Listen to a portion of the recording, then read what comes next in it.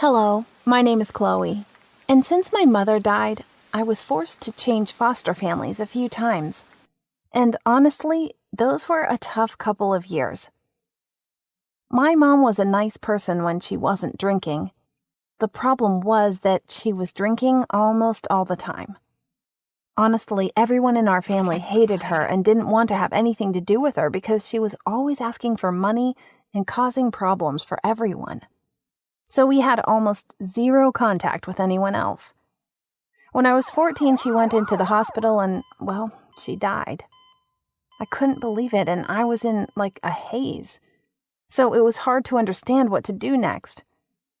At first, they wanted me to move into my grandfather's house, but he said he never wanted anything to do with my mother or me. He didn't even come to the funeral. Almost no one did. In fact, it was only me and her brother's family. He had a wife and a daughter a year younger than me.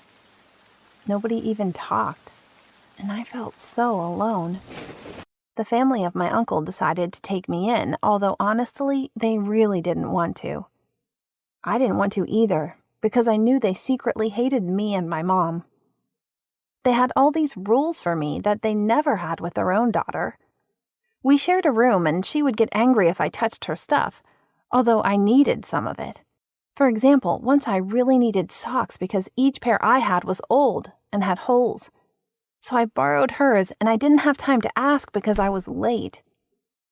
Later, she told her parents that I was stealing her stuff, and they got angry at me, even though I tried to explain myself. I didn't want to spend time at home, so I would stay out late into the night. And when I would come home, my uncle would be angry at me, and then they would let me do even less. I basically could only eat and sleep in their house. I didn't even have enough clothing to go anywhere. They would sometimes have a family dinner, and I wasn't even invited. So instead, I would eat alone in my room. It wasn't like they were openly against me being with them, but secretly they were. The only thing that helped was my friends from other cities. We talked through Facebook. They would really help me when I was feeling down or when I wanted to cry, which was almost always. Because the conditions were bad in the house and they didn't have enough money to take care of me, soon I was put into foster care. Suddenly I was living in a completely different house with a completely different family, and it was even crazier. These two, Mr. and Mrs. Collins, had 2 other foster children, and they were kind of nervous and aggressive. They would look at me like I was their enemy, and we never talked. At the same time, the Collinses would shout at each other all the time, like they shouted more than they talked.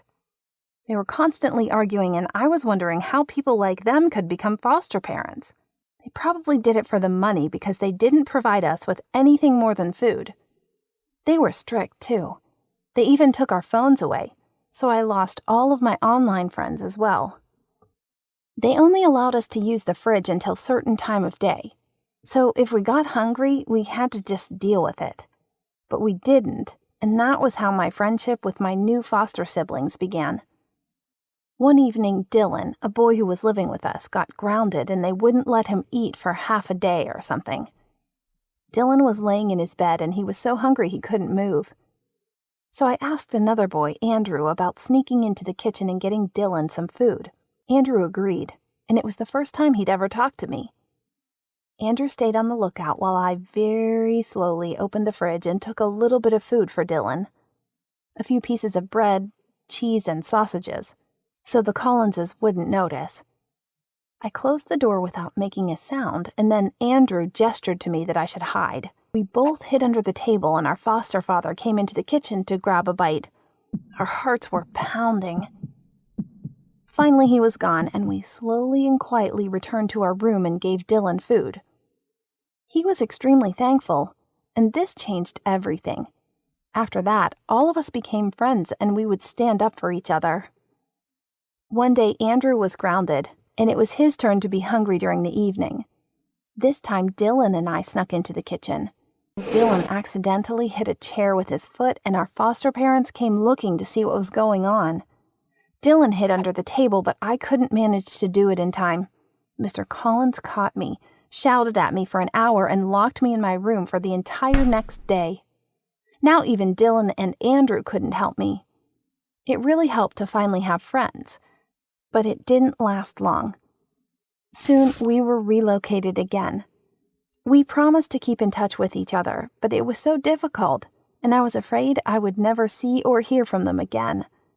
It was scary to relocate a third time, and I couldn't imagine what kind of horrors I would have to endure. I arrived at my next home to find a single woman named Susan.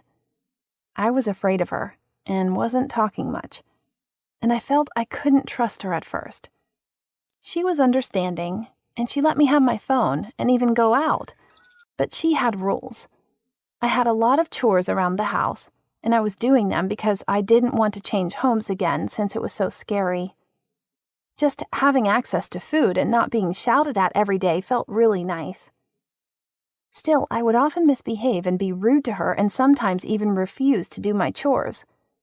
But she kept on being nice to me no matter what, so I started to trust her more.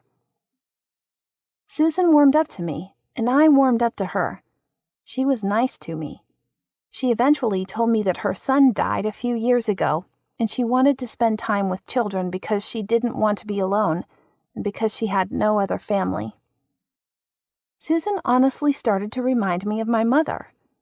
Once, I accidentally called her Mom, and I thought she would get angry, but instead she smiled and hugged me. After a few months at her home, I tried to find Dylan or Andrew on Facebook. I found Andrew, and I was so happy. I asked him whether he knows anything about Dylan, but sadly he didn't. I continued to live with this lady for a year, and I honestly love her very much. She wanted to take more kids in, but she wouldn't have been able to care for them. And then Susan said something beautiful to me. She asked if I wanted her to adopt me, and I said yes without hesitation. She had one condition, though. She asked me to start studying harder so I could have a better future, and maybe help her when she was too old to take care of herself. Of course, I agreed because it was nice that someone finally believed in me. After all of this, I decided to become a social worker once I got older. Honestly, I had it much better than most children in foster care, and I want to help them as much as I possibly can.